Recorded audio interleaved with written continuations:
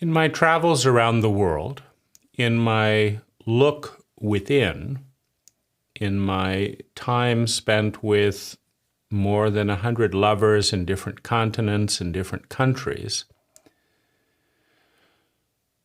again and again, I come across an epidemic of unworthiness. Unworthy to be loved. Unworthy to be happy. Unworthy to have ease. Unworthy to have an honest partner who loves us. And what we're going to look at is how unworthiness is constructed within the mathematics of the psyche, and then perhaps what we can do to unravel the construct. Now, the core of unworthiness begins with incompetent parents. So, incompetent parents are formed by A, not providing a single hour of science-based training on the psychology of parenting. Now, most parents do maybe an hour of training on, how to feed a baby with a bottle, or, what do you do with this, or how do you buy a stroller, things like that. Right? They're pretty basic beginning points in parenting, and I would say most parenting, or most parents, do study what kind of stroller to get, or is one type of feeding, or how do you get a baby to go to sleep? A few basics like that. Now, what a parent does not study, what a parent is not taught, is the different stages of development, right? That a child will internalize everything that the parent does or does not do as 100% about them. These things are not studied. You can go cradle to grave as a parent and not study a single hour of psychology, a single set of best practices, which parents around the world get what results. The entire world is thick with amnesia when it comes to understanding the correlation of hitting a child versus not hitting a child, right? Abandoning a child versus not abandoning a child, single parenting versus double parenting, exposure to sex, shaming around sex. We simply do not know what we do not know in a vast protocol of willful ignorance and criminal negligence. We produce vast numbers of criminals, right? Iteration after iteration, generation after generation. But we don't study what correlates with that. And when we do, we don't respond. We refuse to be responsible. Right? So we feed babies the wrong food. We expose them to the wrong media. We have wrong relationships around the child. A wrong relationship is a relationship that produces suffering and trauma, but does not integrate and create growth. We surround our babies with wrong relationships. We say the wrong things, right? We touch our children in the wrong ways. So the beginning is incompetent parenting, And it is a global conspiracy. We all agree not to teach teenagers how to be good parents in high school. We agree not to teach them how to be good parents in college. We agree not to do the science on what creates healthy, happy, multi-generational families. We just agree that we're going to study how to blow up the world, or we're going to study how to manipulate people to watch more TikTok or watch more YouTube. We do vast amounts of science and take action in areas that are highly destructive to our survival. But the single most important talent that every individual needs to learn before having a child is how to be a highly competent parent. So we ignore the subject entirely. We agree in the West not to provide care for mothers when they need to take care of their children. Right? We've agreed that both the mother and the father will go off to work and leave the child at an incredibly odd ratio. Right? Have 20 infants to one grown-up in daycare. And we agree not to train our daycare providers either. We agree that money is more important than infants. Right? So we raise financially illiterate children and adults. It makes no sense, but the first layer, is incompetent parenting that is supported by a global agreement to maintain the stupidity, cruelty, and dysfunction of our parents, and to protect that cruelty, to protect that ignorance, to protect that stupidity with the freedom to raise one's child as one sees fit, rather than to protect the freedom and the right of every child to have a healthy, competent parent, or the freedom and the right of the species to train parents to be healthy enough to raise self-loving, healthy, happy children that do not need to cost the species large percentages of energy to manage their misery and depression in therapy, to manage their criminal behavior in a absurd justice system that takes criminals, spends $100,000 a year of public money and makes them worse. Like we have a disaster of an education system, a disaster of a, quote, justice system. The justice system in America, but in much of the world, goes like this. Somebody takes a candy bar out of the store or steals a $5 cup, right? They go out of the store, and there's been a grave injustice. The store owner has lost $5, right? And the justice system says, we can't have this. We can't have this, right? This person has lost $5, right? This member of the public has lost $5.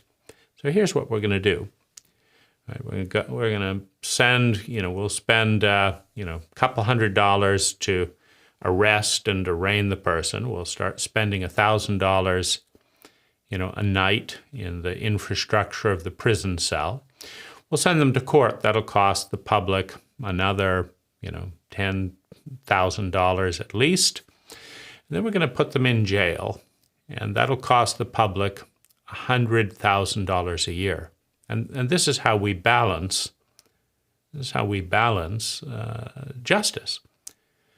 in order to right the wrong of a $5 theft, right, that's inconvenienced a member of the public who owns the store, we're going to charge the public $100,000, and then everything's going to be great, isn't it? Right? First, the public was inconvenienced $5. Now it's, thanks to the justice system, it's inconvenienced by $100,000. And then the people that could be growing food, making new things, studying science, useful projects, well, we're going to hire them to sit around and guard the people who've been put in jail. And then, right, we're going to surround that person in jail with other criminals who know more about crime than they do, so that by the time they come out, they have a resentment for the system. They have an incredulity, a disdain for the stupidity of the system, and they know more about crime. And then we'll repeat the cycle, right? So when you have so much hate towards the public that justice takes a $5 crime and turns it into a $100,000 crime, takes productive people and manages them watching unproductive people, and calls this progress, and then puts more criminals back on the street. Meaning, if the justice system did not exist, there would be more, there would be milder criminals than if the justice system did exist. And so, it's something's a little bit off there. It's not entirely off, right? Because we create a fear-based culture, and the fear of going to prison discourages other people from getting caught or stealing. But the core is still parenting, dysfunctional parenting. And the infrastructure of sustainable dysfunctional parenting. Now, the defense of dysfunctional parenting comes in the form of, we're going to tie up all of your time in high school and college when you're discovering sex. We're going to tie up all of your time not teaching you how to be a good parent. We're going to teach you algebra. We're going to teach you a doctored version of history. We're going to teach you, basic chemistry. We're not going to teach you chemistry in your relationships. We're going to teach you, what happens if you mix copper sulfate, with this. Stuff that you could easily find at this point on Google. Right? We're going to teach you all that. We're not going to teach you how to start a business. We're not going to teach you how to build a house, nothing useful, right? But we're going to teach you stuff that you're never going to use for the rest of your life. We're going to tie up all your time. That's a pretty big defense. You have no time to learn how to be competent parents because we've got it all, just busily covered. You bounce a ball around. You're going to kick a ball around. You're going to run around in circles. We got it covered, right? All the skills you're going to need for the rest of your life, right? Accept everything you need for the rest of your life. So it's right? When you take up all of somebody's time, it's a defense against anything useful that they could spend their time doing. When you refuse any science-based training, you can go through high school and college, without learning a single thing about competent parenting. A single thing. Not 1 hour of competent parenting. And when you sell your citizens to the highest bidder, as happens in advertising, it's a defense against parenting. Right? Because the best thing for a child is breast milk. At least we have managed to study that, and the science is clear. So while we don't teach children this important fact, We expose children to advertising with television by not being competent parents, by not being home. We give our children to the dragon, to greed and to fear, the reptilian brain of our corporations, which tell children what they need to avoid shame by lying and what they need to feel good by lying. Right? So we give our population to the advertisers who do their best to get people to buy things that are not in their interest and to ignore things that are in their interest. And it works. Right? So we have the entire conspiracy to protect incompetent parenting and give our people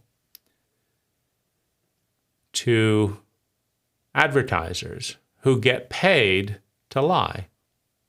And so we are influenced more by advertising than we are by competent parenting protocols, which we don't get in the first place.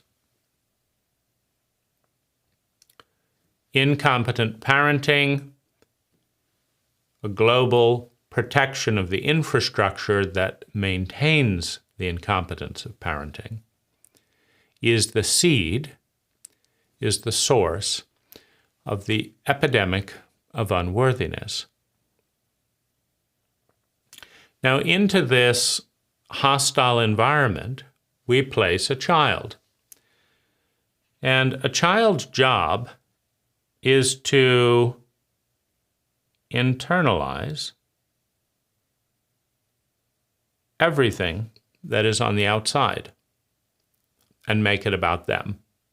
For the first 7 years, everything that you do or do not do to your child, their brain will tell them that this is because of something about them.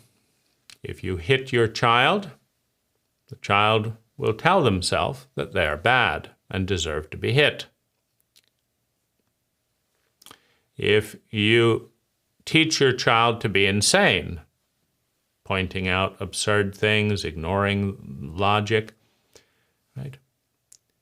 Your child will go insane. Right? If you lie to your child, the child will believe it. Right?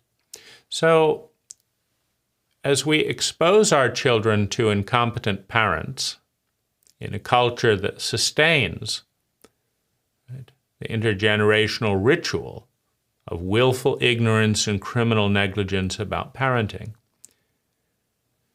the child takes all of it in without question, without filter. And everything wrong, everything painful, everything traumatic, everything destructive about that protocol, the child blames themselves for. If I was a worthy child, Dad would not like boys more than girls. If I was a worthy child, I wouldn't have been hit. If I was a worthy child, Dad wouldn't have died. If I was a worthy child, Dad wouldn't have left. If I was a worthy child, Mom wouldn't hate me. The child takes all of this in, exactly as it is presented, and decides without rationality. It is a deep biological decision. The child decides that it is about them. Now, given the high levels of trauma produced in our culture, psychological, social trauma, but also physical trauma, given the high amounts of trauma,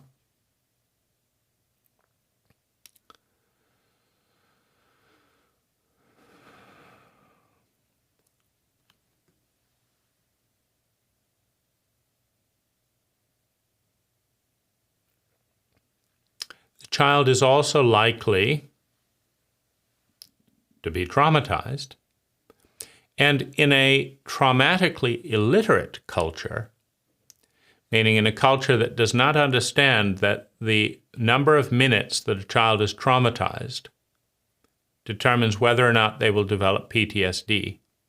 How fast the heart races after a traumatic event, and is it calmed down or is it left to accelerate, will determine whether a child has complex PTSD or PTSD. So in a traumatically ignorant culture, in a parentally ignorant culture, this is not understood. So many of our children will develop PTSD, sometimes isolated to given areas where they continue to react and get triggered, sometimes in a broader sense, sometimes low dose, chronic, right? Complex PTSD, sometimes high dose. A child will be traumatized. The trauma will not be soothed, and they will develop dissociative PTSD of some form. In a parentally ignorant culture, this will be glossed over. The fact that an entire lifetime has just been dampened, has just been wounded. The fact that this child may spend $100,000 in therapy and still not have the happiness they would without that traumatic injury is minimized, is lied about, there is a massive betrayal of the child and the future of the child, of the species and the future of the species, as long-term chronic wounds are thrown under the bus, right? They're just,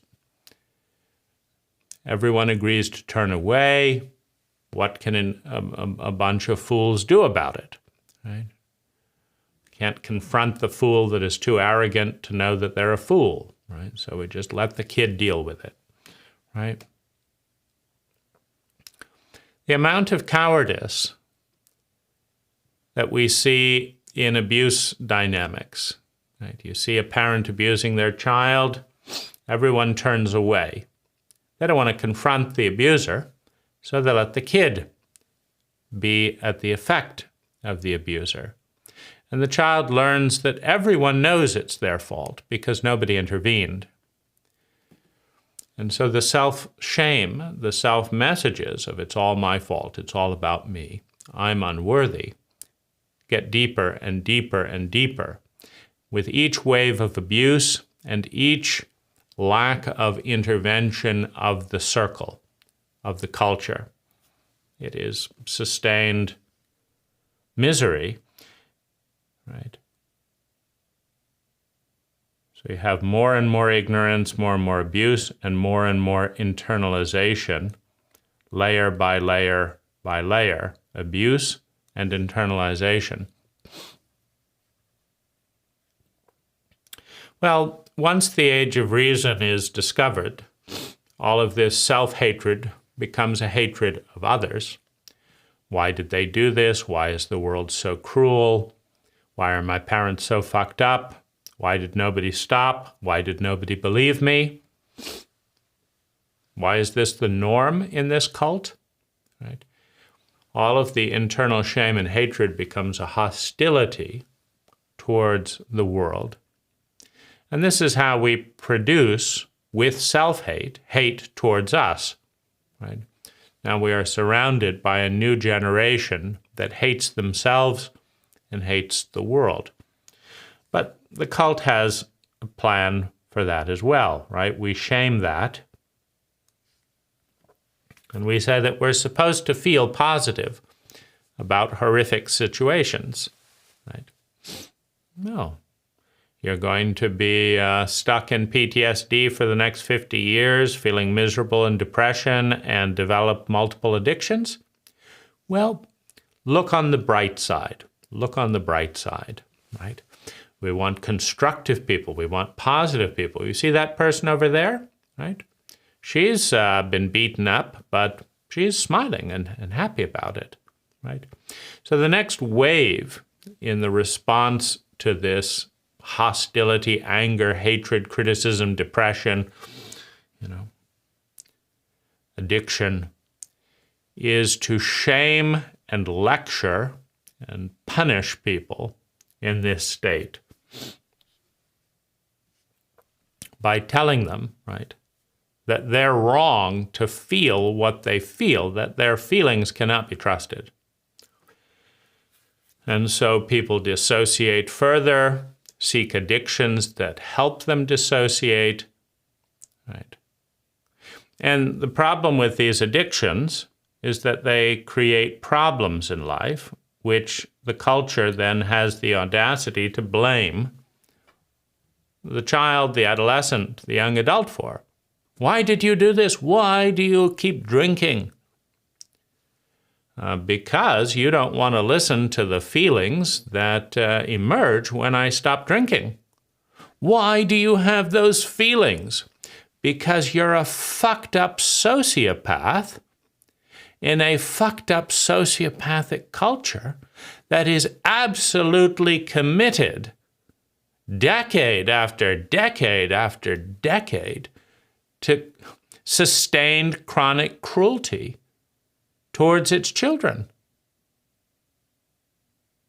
Right? Okay, go drink. Go drink. We don't want to hear about this. You don't want to hear? Look at this.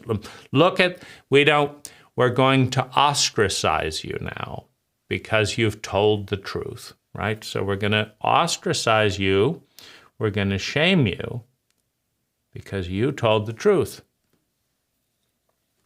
Now there's a new wave of shame. The child inside that knows it's all their fault takes on the shame of, of an entire culture of shame-based children and adolescents that can't respond to what's happening because they've been raised in the same stupidity, the same cruelty as you have. They can't respond. They're fools, raised by fools, taught by fools to be cruel, to be stupid, to blame the victim, to blame the perpetrator, to blame everything else except the cult, right? The cult code dictates that all of this happens. All you have to do to change the code and change the result is you say, parenting is one of the most important skills that a human being can possibly learn. Duh. Why don't we teach high school kids the art of parenting and continue into college as a minimum of 1 hour a day of use, one of the most useful things imaginable, the art of parenting. We're going to stop our willful ignorance and criminal negligence towards ourselves, our planet, our species, our children, and we're going to teach the art of competent parenting. And we're not going to go into superstition and my dad says this and my mom. No, we're actually going to look at results, right? We'll do results, right? Let's just pretend that it's fine to test animals, right? It's not, but let's just pretend that it's better to test animals than it is to test babies. Could we agree on that, right? That a rat is a little bit less sophisticated than a baby. If you're going to do vast experiments on billions of people, maybe test them on rats first, right? So maybe take a group of rats in high school and separate them from their parents. Like these rats stay together, and these rats, the dad goes off here and the mom goes off there and the kid is left. So let's subject some rats to watching television for 8 hours a day. And then these other rats have a nice family. And let's see what happens. Right? If a high school kid is exposed to the influences, to how it affects a rat, to treat a rat like a baby, right? Let this rat be on formula, and this rat get his mother's breast. And just notice over the lifespan of a high school, what do you learn? Do you learn anything? Would you rather be this rat or would you rather be that rat? Well, how about treating your children as well as rats? Right? How about that as kind of a baseline? Right? So we blame ourselves, we blame other people, but we never blame the cult. We never blame the code that we use to terrorize ourselves, each other, and our children. We don't question the code. And this is because our cult attacks questions. If you've ever been in school, why are we doing the cult attacks questions? The cult attacks thinking, right? You go to school to learn how to think. Wouldn't that be nice, right? Well, why are we? Wait a minute. You're trying to prepare me for life, right? Yes, that's why you're at school. Okay. Now, I was in life a few hours ago, right? I was at my house with my parents, surrounded by life. Now, you came in a bus. You took me away from life into an artificial environment that isn't life at all. Life is not grouped by age, but you've grouped me by age. What's that about? Life has not grouped me by gender, but you've grouped me by gender. Life is not in a separate building, but you've taken me to a separate building in a separate bus. And life is about contributing to the community. We're contributing nothing. How are you preparing me for a life that you begin by separating me from? And life is about building a house, but you're not teaching me to build a house. Life is about running a business, but you're not teaching me to. You're separating me from life. You're not preparing me for life. And then you're keeping me in an artificial bubble, and then you throw me out there and I have no idea what I'm doing. Right? So why did you design it that way? Well, you will see so much hostility flowing towards the child. Just the teacher can't answer that because they can't think. The principal can't answer it because they can't think. They can only attack the child for thinking, right? So how can you redesign a cult code if you have been taught to shut up and listen to idiotic authority figures your entire life? You can't. Right? You can't question the code because you've been shamed and beaten and traumatized every single time you've tried to bring the obvious into awareness. So you can't think. You can't question. All you can do is blame yourself and other people for the outcomes produced by the protocol that is guarded by the cult. That is part of this sacred box of we will not question the code. We will not do anything intelligent. If the cult says we have to go out and make as much money as possible, we'll do it.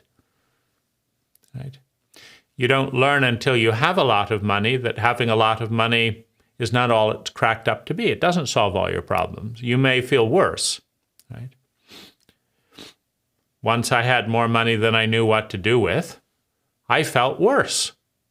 The cult didn't tell me I would feel worse. I actually felt worse.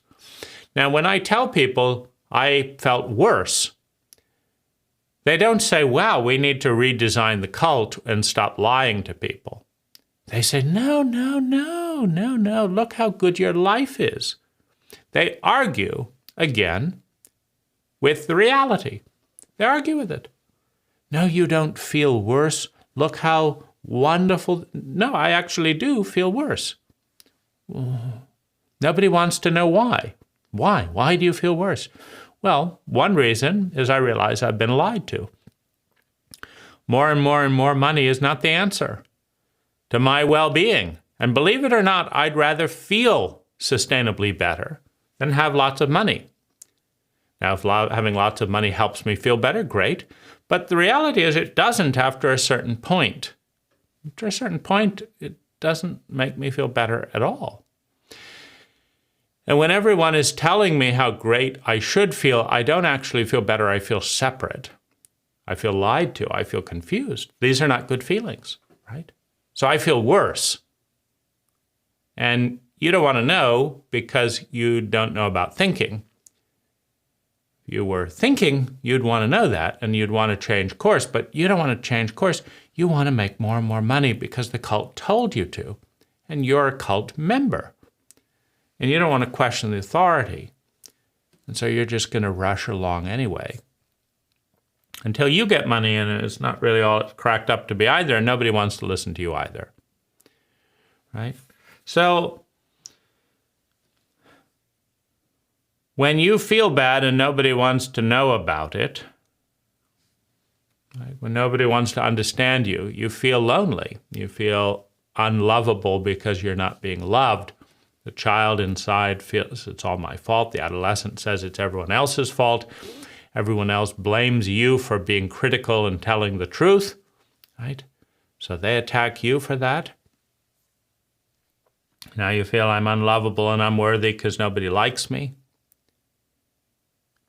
And the epidemic of unworthiness continues and gets passed to the next generation.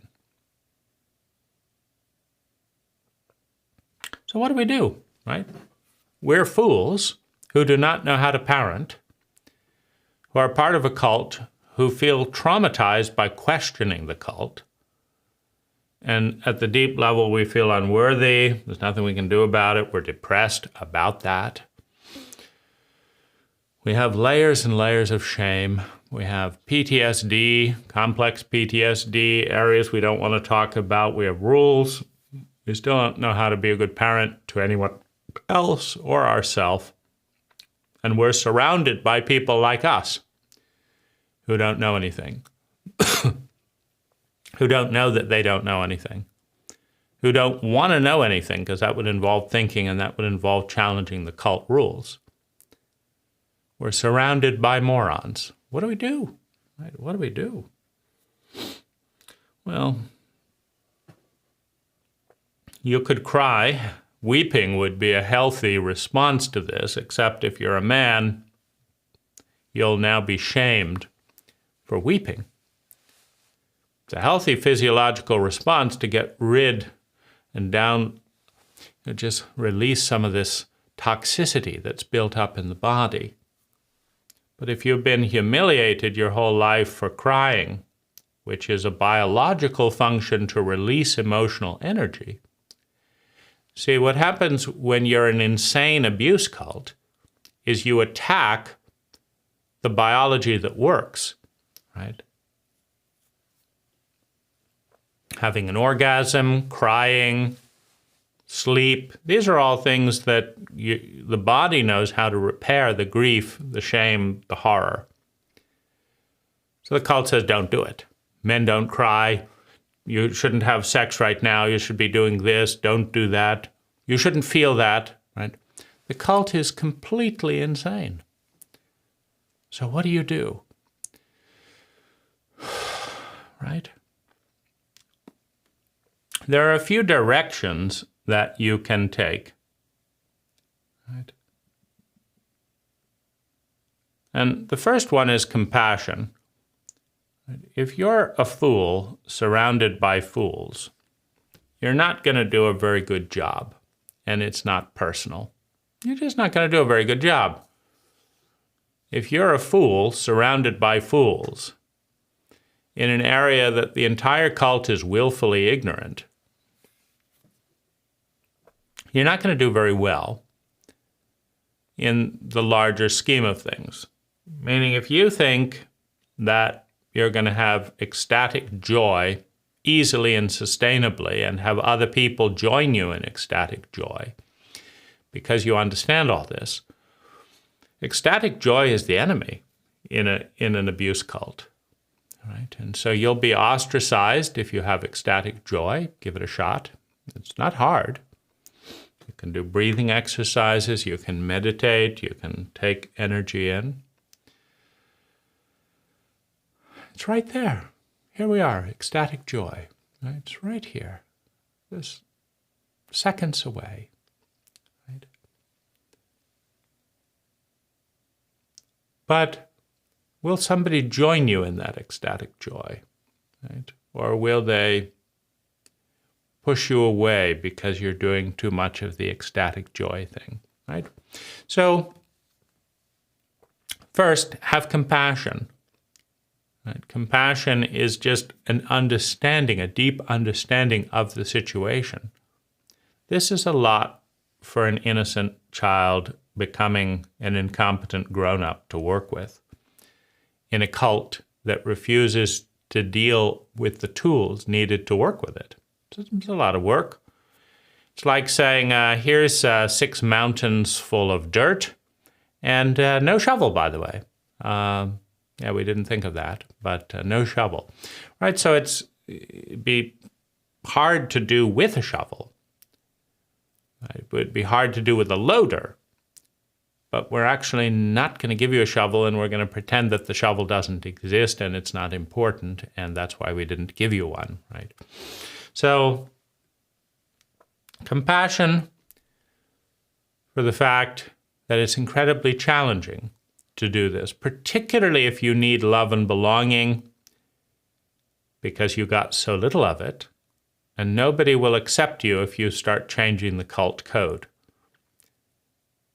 Because a paranoid abuse cult is most attached to defending the abuse, to defending the protocols that led to its misery, not to you, not to joy. A cult gives up joy, gives up truth, gives up beauty to defend the cult protocol.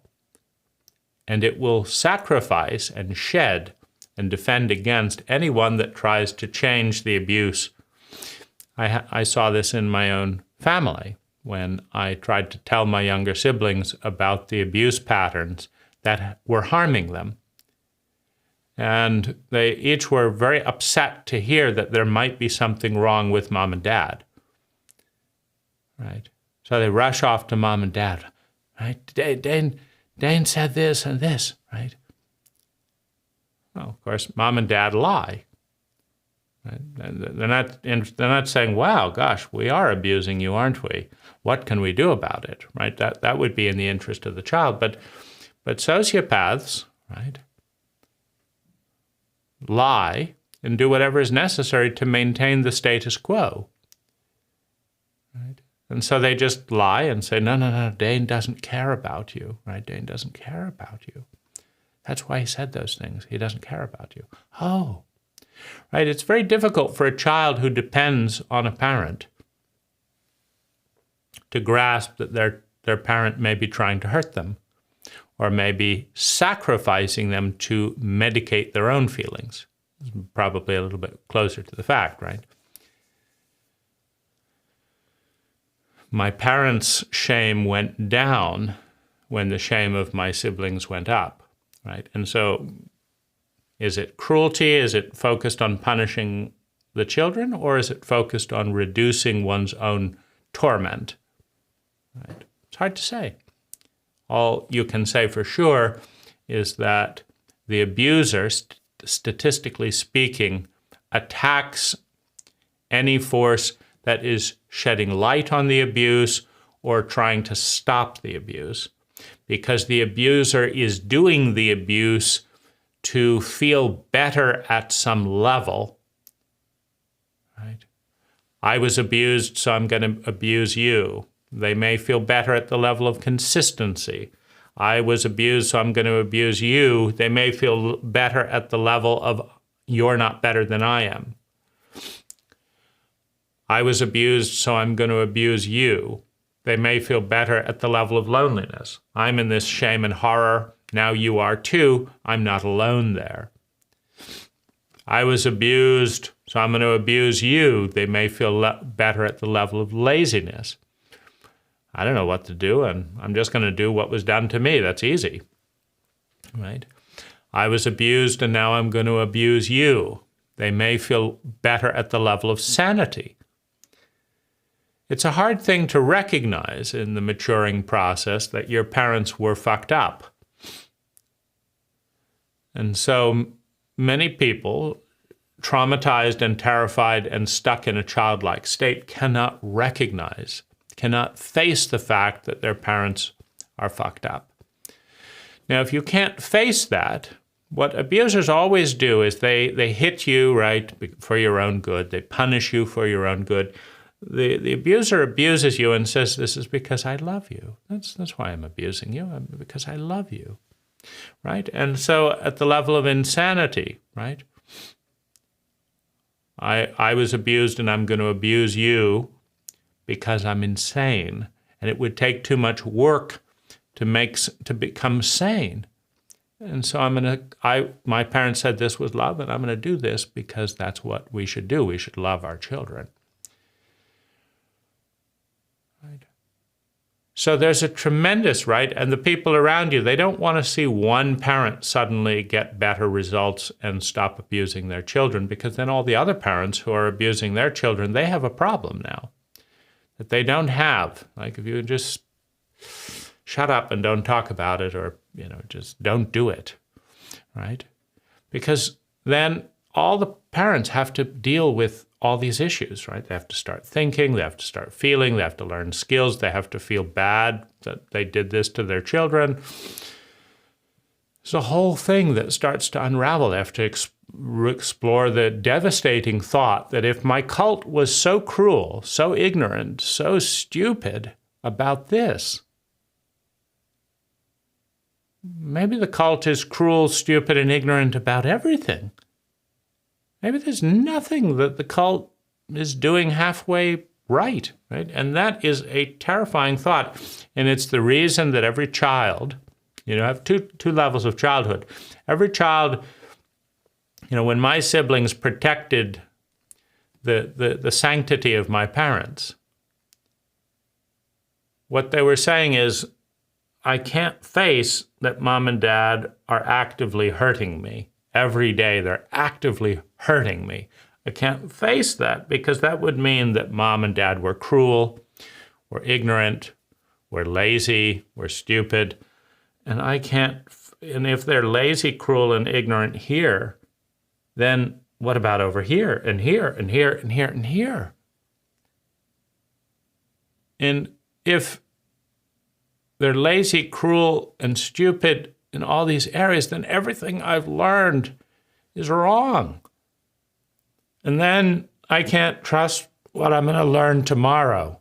And I depend on these people for the next 10 years. I don't know how to have my own money. So it's just too much. So it says, nope, mom and dad are doing the best. You're wrong. They're good people. You're wrong. Mom and dad are doing the best for me that they can. If that involves beating me, if that involves shaming me, if that involves public humiliation, if that involves drinking binges, if that involves raping my siblings, if that involves, well, that's the best they can do, right? That's the best they can do. It's too overwhelming, right? So the first level of childhood moving into adolescence and adulthood is recognizing that your parents are fucked up, that they didn't do it right, that there's 1,000 ways to do it better. Right? And this is a catastrophe. I mean, this is such a burden to grasp that. Right? Thankfully, you hopefully grasp some of that in college, right? And you realize that. The second level of waking up is of waking up that we are all children of our cult. Right? That we all belong to a cult that dictates 90% of our thinking, feeling, speaking, doing, and being. Meaning if you look at your cult, whatever that is, and you say, hey, what are the people doing in my cult? Right? Well, their clothing is like this. Their food is like that. They all put work ahead of relationships. Why? Well, they do. That's why they do it, right? They all study these things and talk about these things, and they ignore the much more important things over here. Well, why did they do that? Well, it's what cult members do. Cult members automatically follow whatever cult they find themselves in, because it's a big deal to wake up and realize your cult is fucked up. Your cult is lying to you. Your cult is insane. You mean to say, right, that it hasn't occurred to anyone that spending $100,000 of public money to arrest and harm a criminal who stole a $5 candy bar, let's make it a $100 candy bar, you mean, and did any of that $100,000 go back to pay the shop owner for the candy bar? So you mean to say we could have just paid from public money the store back for the theft and made the thing right? The big crime, they're missing $5, right? Well, here's $5. And let's go talk to that kid and spend $100 teaching his parents how to be parents, or $1,000 teaching. No. The person who lost the candy bar, they're still out the candy bar. That's fine. We don't actually want to right the wrong. We want to punish the wrongdoer, which means punishing ourselves with a $100,000 tax bill to put that person in jail for a year. That's what we want to do. And everyone's fine with that? Yeah, yes, just justice. There's justice for you. I thought justice was about those scales. Well, the person still hasn't got their candy bar back, right? And who are the kids that are most fucked up who become criminals? They're people with PTSD, with addictions, with sociopathic parents who are not being given the skills they need to survive in this world. Well, we've got to get those people. God, those bastards, right? Those bastards. Like, look at them. Incompetently dealing with the world. Yeah, that's where that driving, that's where teaching a kid to drive rather than teaching them calculus. Like, wow, that's a good one, calculus. Yeah, it's not bad. How many times have you used calculus in your life? Right? It's not bad. But there are other things to learn, like driving a car without an accident. How about that? No one's ever going to use that. How about starting a business and doing successful marketing for that business and managing cash flow? Who's ever going to need that? Cooking a healthy meal, growing your own food? That's kid stuff, right? We've got advanced history manipulation to study, right? When was the bridge built, right, in the 1800s that helped, this and really, that's the real thing that we're going to be, you'll be able to look at that bridge, right? But what about start a business? Anyone interested? What about build a house without being subject to excessive contracting fees? Learning electrical work, learning plumbing. Any ideas? Could we learn basic plumbing in 9th grade, basic electrical in 10th grade, basic framing in 11th grade, welding? Any of that? How to make money? How to invest? How to balance a checkbook? How to open a bank account? What if we actually produced people ready to live with a sexual education, a relationship education, a housing education, a land development education, a cooking and eating education, a social education, a driving education? What if people actually knew how to live when they left school? Maybe they wouldn't be interested in stealing candy bars. They'd be having so much fun living. let's throw him in jail and tax the public $100,000 to do it. Seem a bit dumb? I'm sure there's a good reason. I'm sure there's a good reason, right? As all cult members, no. I'm sure, right? You have the cult of religion, right? God lets Satan kill all Job's family, ruin his crops, steal everything, just to see if he'll be loyal to the gang, right? It doesn't seem very nice, does it? You should forgive, turn the other cheek, right? God is taking his most faithful follower and tormenting him mercilessly. God's chatting it up fine with the devil. You should avoid the devil, but God does deals with the devil. Go torment Job, right? See if he's still loyal to me, I think if we killed all his children, he might be angry at you, God. Kill him. Let's find out, right? That doesn't sound like the kind of friend that I want.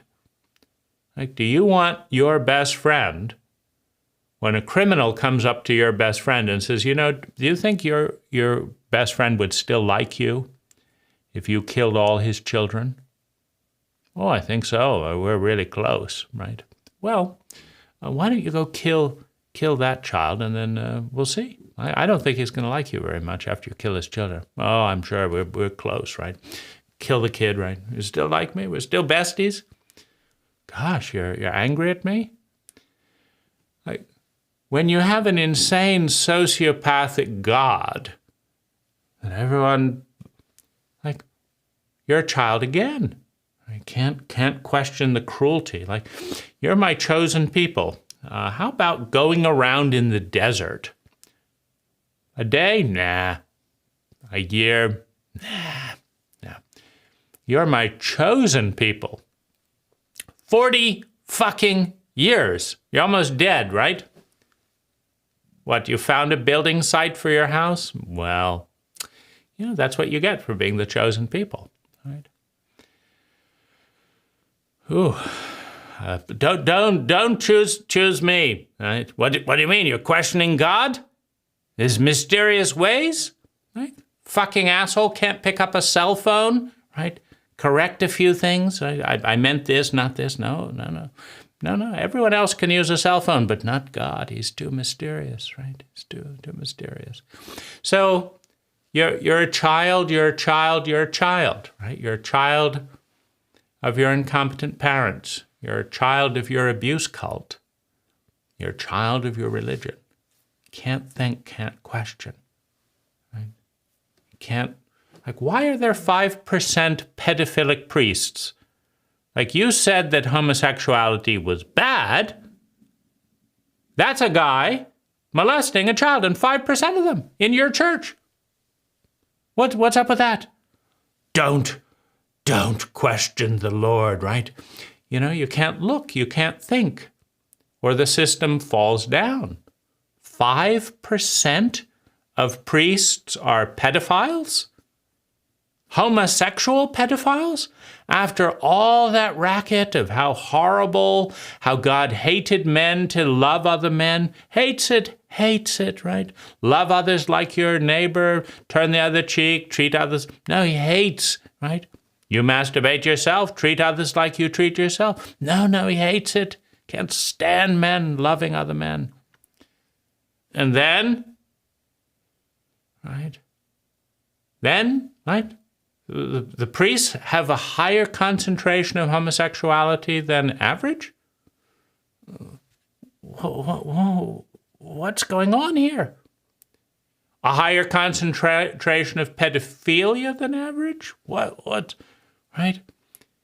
You have to let go of the insanity of your cult if you want to think, if you want to see, if you want to solve these problems. So the first thing is compassion for why you won't. It's a big deal. You haven't been taught to think. It's an overwhelming prospect to realize that your cult might be fucked up. Your parents might be fucked up. your delusional God might be fucked up.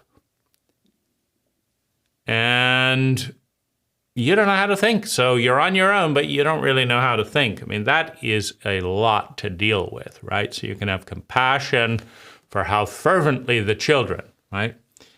I can have compassion for how fervently my siblings sided and colluded with their abuse because it was a lot to think about.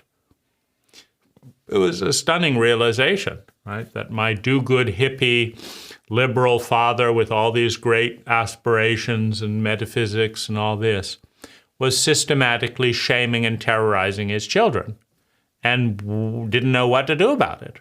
Right? Like, how? What?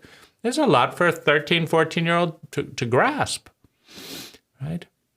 So compassion, it's incredibly challenging. It's overwhelming. We don't have the tools. Compassion, right? The other direction is thinking. It's going to take years to catch up and rethink and redesign our life and our cult and all that. But the direction of thinking, like you just go back to first principles physics and you say, okay, what is the supposed goal here? Like the supposed goal of the justice system is to help those who have been wronged not be wronged again and right the wrong. I mean, wouldn't that be an ideal for a justice system? You know, that the people, like if you had your car stolen, that you would get a car back. Wouldn't that be a nice thing if that happened? Like, oh, my car was stolen. Well, could you come down to the police place?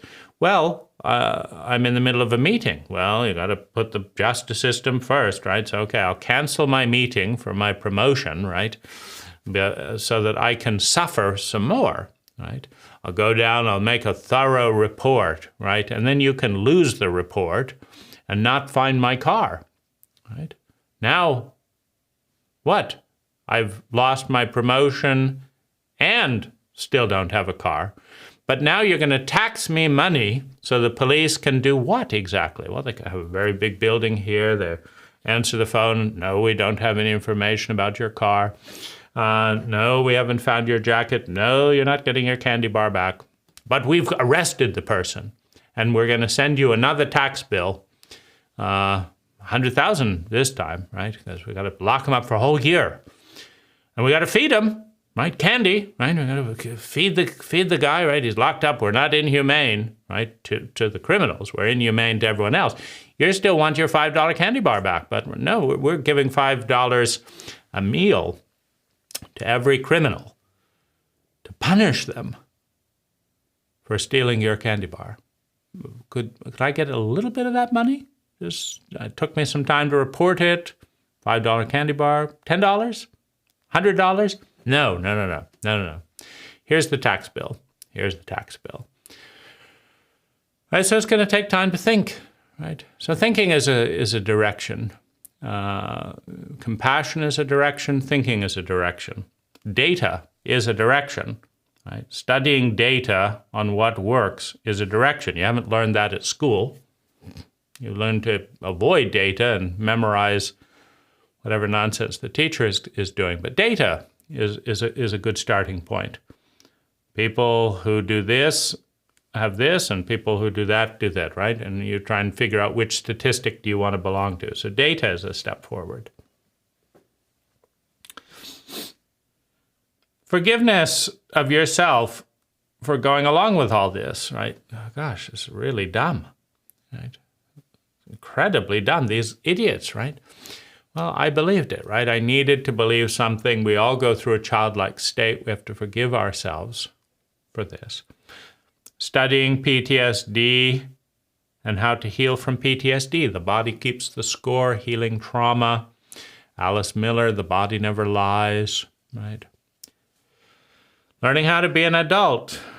Maybe read a book like Iron John as a starting point, a book about men.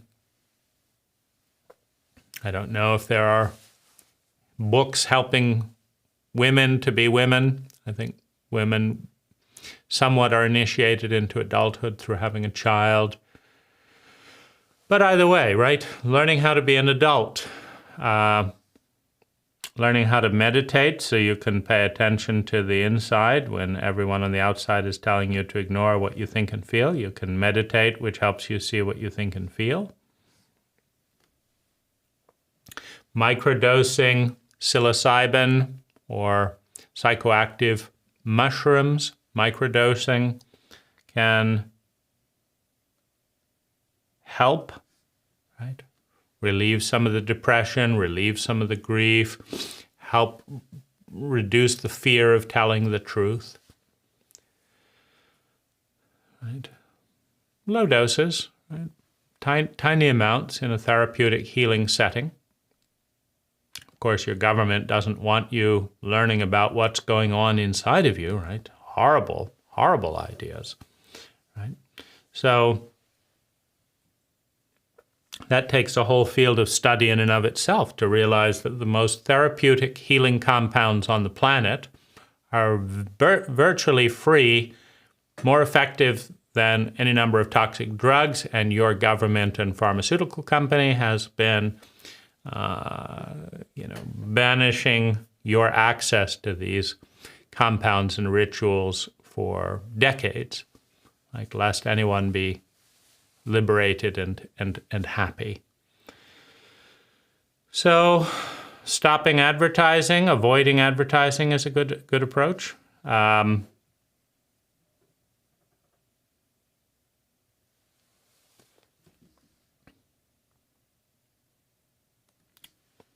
Doing yoga, learning to connect with your body, eating well, right? Learning to love and be loved. These are all directions going to a place where people love themselves more, right? There are different places in the world, some where people hate themselves and other people, and others where there's ambivalence, and others where there seems to be some self-love. Right? Going to places where people love you and love themselves more. These are all